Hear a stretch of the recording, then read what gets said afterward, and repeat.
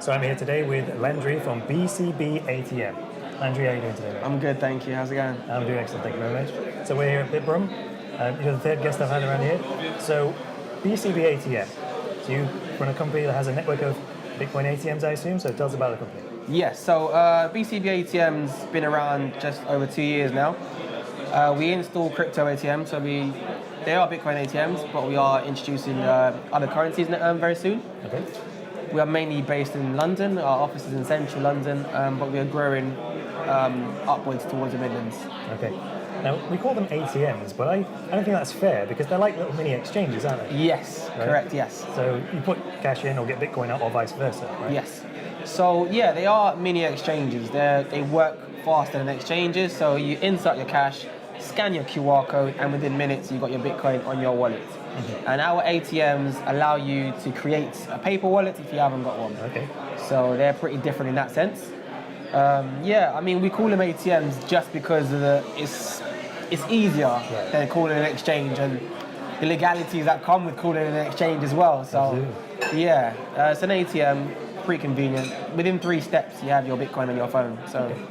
Do you have to provide ID? Because this is you didn't used to have to provide ID for Bitcoin ATMs, but now I've heard that some of these systems require you to like show the machine your driving license or something like that. Is that necessary? That's a requirement in other countries, I believe, like the US. Okay. It's not a requirement in the UK. We have our own way of checking, making sure, we have our own way of keeping our KYC and AML. So we're working on new technology that will use either fingerprinting or phone numbers or driver's license and whatnot. But that's if you want to buy a large amount. So if you're buying under £500, you don't need any ID. Okay, sweet. So you just walk up with cash, walk out with Bitcoin in 3 steps. Yeah. Cool, man. So whereabouts do you put these machines? Like, how do you go about finding the locations? What's an optimal location for a Bitcoin ATM? So when we came on the market 2 years ago, we saw that the central London was saturated. So we targeted the outskirts of London, you know, just within the M25. Just because our aim isn't necessarily to target a certain group, but just make it more accessible. I mean, if you live somewhere, for example, like, I don't know, Heathrow, you don't want to drive all the way or take train all the way down to central London just to buy a Bitcoin from an ATM. I've heard those stories of people doing that, People right? do that. People do that. I mean, we've had stories where people drive from St. Albans into Enfield. I don't know what the exact mileage is, but we've had people driving, or one was crazy. Someone took an Uber from Watford to Enfield. I can't remember the exact mileage, but it was crazy because then they turned up and the machine wasn't working. So they rang us up really angry.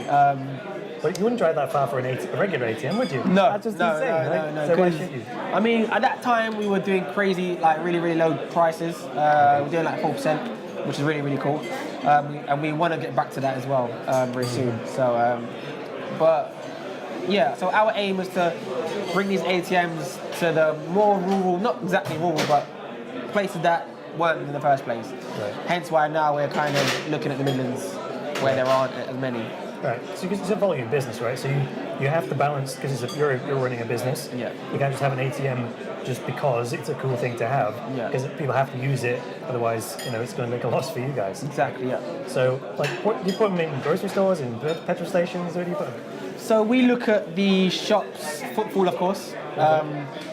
The hours, the business hours. So they have to be open from Monday to Sunday, and they have to close no earlier than say 10 p.m.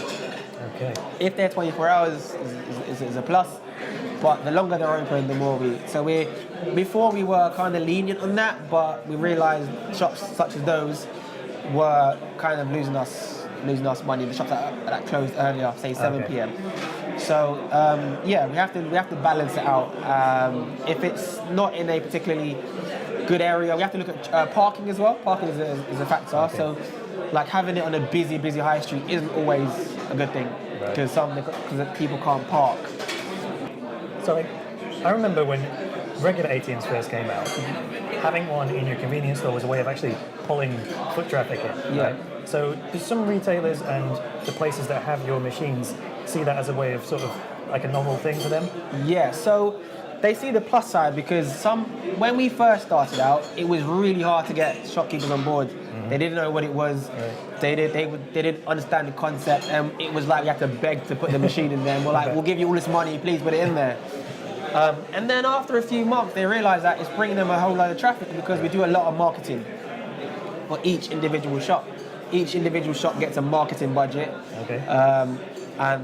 And after about 2-3 months, they can see the difference, and they're like, wow, we love this machine. Right. We've actually got one shop that's got a sign on the machine that says, if you use this machine, you have to buy something from the shop, because they're complaining that people are coming into the shop, using the machine, and then they're going. They're like, it's crazy. So, and that's okay, but I think it's still a percentage of those people will buy something because you need a drink or whatever. You just have it, right? Exactly. So a lot of them will pick up little snacks here and there, and yeah. And what is it? It's only a little bit of wear and tear on the floor tiles, right? Exactly. It's a win-win for the shops. I mean, they get a machine, they get rent, they get footfall. It's a win-win. We've never had a shopkeeper say, you know what, I want this machine out or whatever like that. So, right. Yeah. What does BCB stand for? So, originally it stood for Bitcoin banking. So we were trying Bitcoin banking. Yeah. So we were creating a Bitcoin ecosystem, Bitcoin banking system. But then we reanalyzed it and we were like, you know what? People are moving to the blockchain because they don't want traditional banking. So we just kind of diverted into the whole just ATM network. Right. And from that it opened up more doors for us because it's a more accepting environment, I guess, because it's not as popular. Right. Yeah. But it's also like a mini bank as well because it has cash in it and the Bitcoin, and you can withdraw and deposit. You know what I'm saying? So what we are planning on doing is opening up a mini bank as well. So just like a small shop with a few of these machines. Where people can come in and use them as you would in the bank, and then you can exchange live with somebody in the shop as well. We're gonna have like a teller, you know, and there you can network, learn about machines. We have workshops. That's so cool. we are looking at expanding into other avenues with the Bitcoin machines. That's cool. Yeah. Well, Landry, thanks very much for your time today. It's been a pleasure. Thank you. Thank you.